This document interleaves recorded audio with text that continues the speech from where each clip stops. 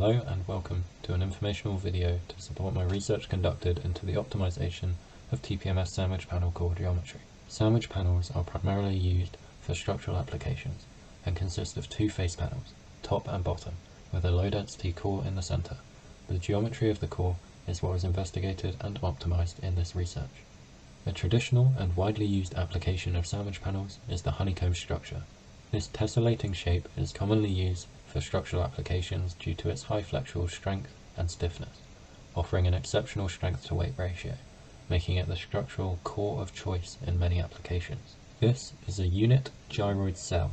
This shape belongs to a family of mathematically defined surfaces known as triply periodic minimal surfaces, TPMS for short.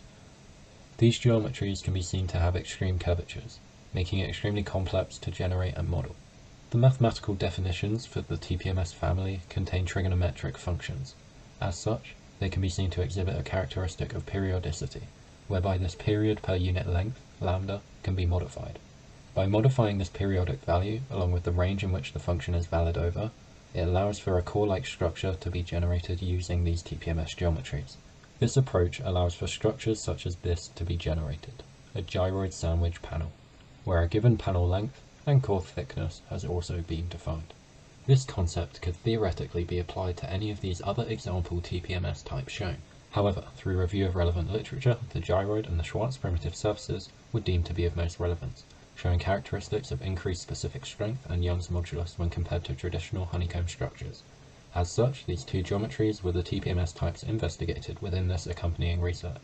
These two structures can be mathematically defined by these corresponding functions, whereby lambda is a parametric constant which affects the periodic value of the function in its respective direction, allowing an isosurface of the geometry to be generated. This parameterization permits variation in the core geometry to be generated.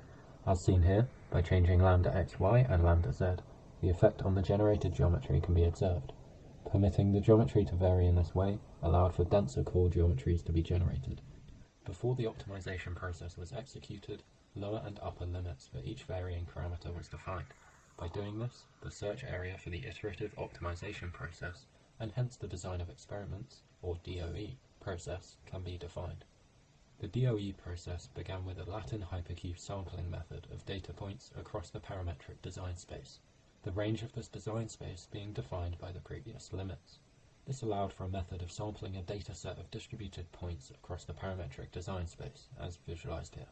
Within the abacus environment, the face panels were added to the model as shown. The intersection points of the core's boundary nodes can be seen on the face panel.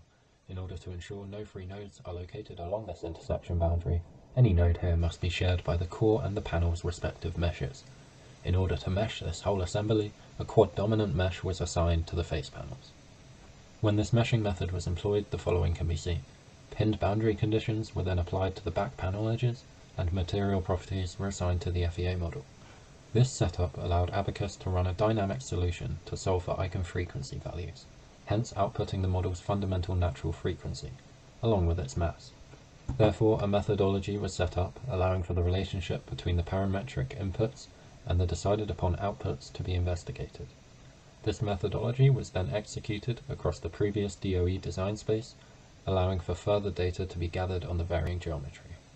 Once all initial sampled data points were simulated, a surrogate model was generated using said data points as its training data set. This allowed for a more computationally affordable method than directly running the simulation every time. This surrogate model is a statistical representation of the FEA simulation for the geometry, allowing for predictions of the simulation outputs to be made without the need and cost of running the actual simulation. This method's accuracy is dependent upon its number of training data points. As such, this was an iterative process with multiple design iterations that terminated when the model's predictions were deemed to be of high enough accuracy. When the dataset is of large enough size, final predictions can be made to the most optimal designs, and a Pareto front for the geometry that is being investigated can be generated. By showing the data in this way, comparisons can be made to other similar geometries in terms of the desired outputs.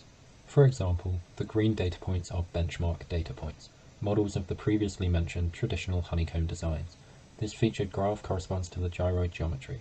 By placing the benchmark data points in the same graph, comparisons can be made over whether the gyroid geometry is superior to the honeycomb.